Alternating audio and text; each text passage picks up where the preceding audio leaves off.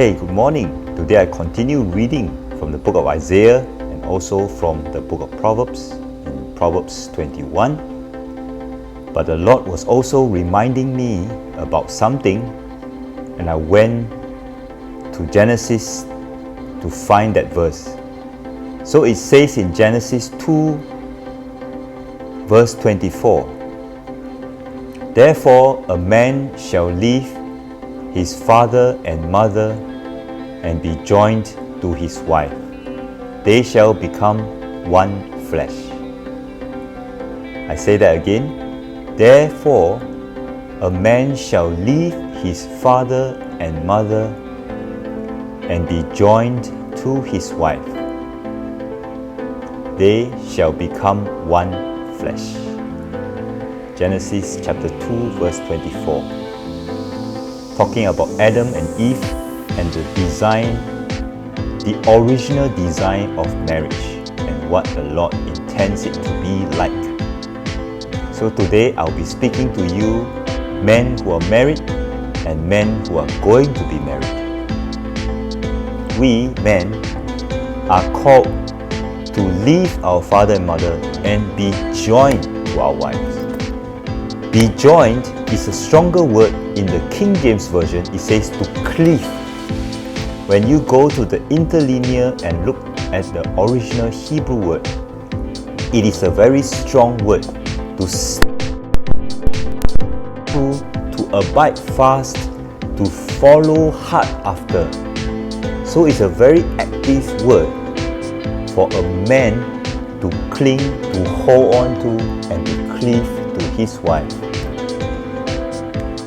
In talking about this, Jesus himself in Matthew 19 verse 6, after he quoted Genesis 2:24, he said this,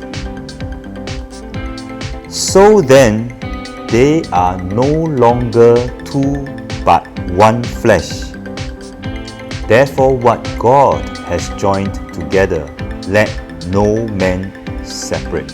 Let not man separate. Jesus said, they are no longer two but one flesh. Some of us forget this verse and we think that it means one as in a figurative sense.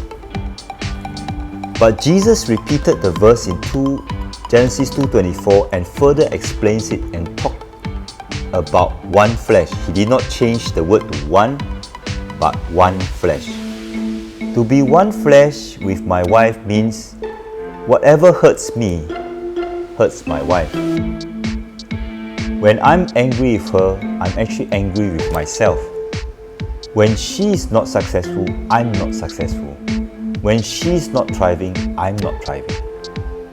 That's what one flesh means. It means that we are inseparable.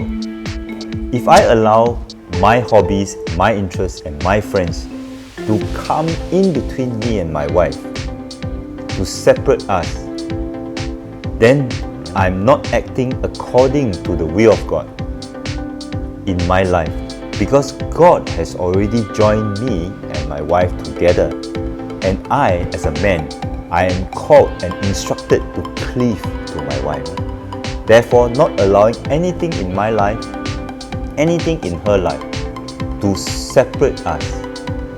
But it's for me, as the man of the house, to recognize that I must act actively to ensure the unity. Recently, I had a new revelation on Psalm 133. It says how good and how pleasant it is for brethren to dwell together in unity. It is like the precious oil on the head, flowing down the beard of Aaron, flowing down to the edge of his garment. It is like the dew of Hermon, descending upon the mountains of Zion. There, the Lord commanded blessing, life forevermore.